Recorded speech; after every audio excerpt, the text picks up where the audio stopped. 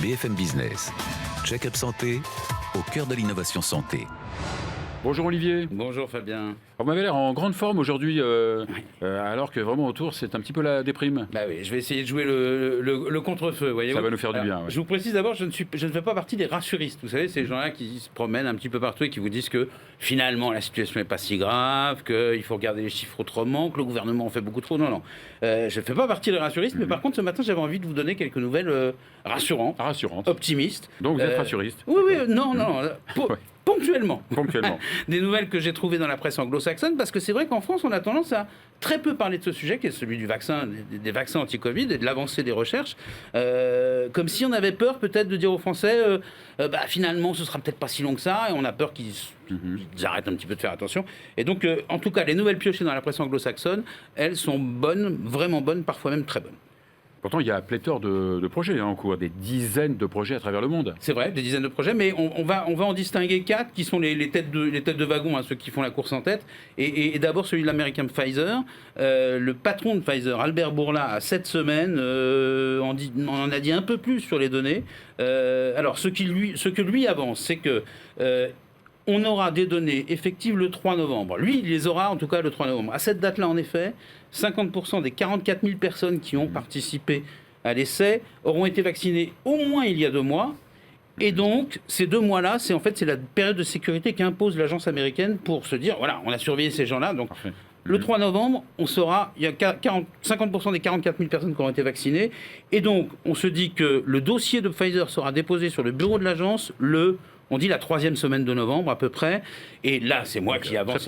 Voilà, oui, c'est demain. Et donc, là, c'est moi qui le dis. On peut espérer une validation de la FDA parce qu'il y a un processus accéléré aux alentours du 10 décembre, grand maximum, ce qui va faciliter les choses parce qu'en plus le processus de fabrication du vaccin, lui, est déjà entamé. Donc un Américain en pole position et derrière et ben, un Américain.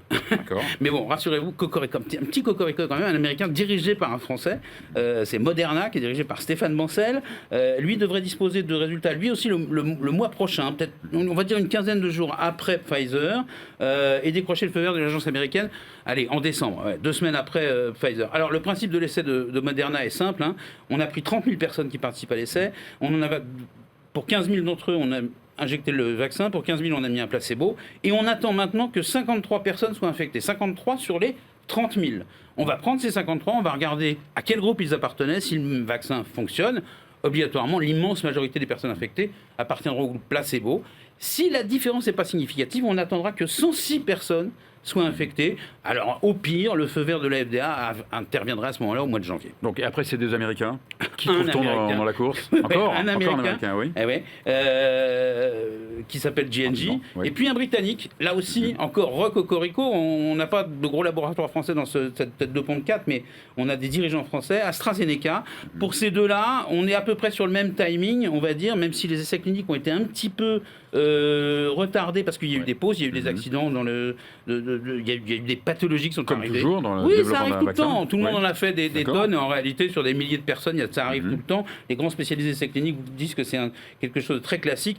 Pour eux, on pense que les dossiers pourraient être validés au mois de janvier par les agences américaines. Bon, il y a d'autres qui, en Grande-Bretagne notamment, vont encore plus vite. Il y a un truc qui est assez sympa en Grande-Bretagne, enfin c'est sympa pour nous, on a vu de l'extérieur. Avec l'accord du ministère local, il y a un essai qui va être lancé. On ne sait pas encore sur lesquels de ces vaccins, probablement sur les 4, en tout cas une partie des 4. Pour aller plus vite, on va directement donner le vaccin, puis peu de temps après, inoculer le virus à des volontaires, je vous rassure. Le truc qu'on ne sait pas, c'est combien vont être indemnisées ces personnes-là. C'est dommage, je pense qu'en disant combien, ça aurait peut-être amené un peu plus de volontaires, parce qu'il va falloir quand même qu'il y en ait une certaine cohorte. Il ne faut pas oublier Sanofi, peut-être, non ? Oui, il y a des Français qui sont juste dans le wagon d'après. On peut penser que le deal Sanofi-GSK devrait aboutir, on va dire, fin du premier semestre. Donc on est quand même... Voilà, c'est bien d'apprendre à vivre avec le virus, mais on ne va pas non plus mourir avec le virus dans 55 ans. Merci beaucoup, Olivier. On attend ça avec impatience.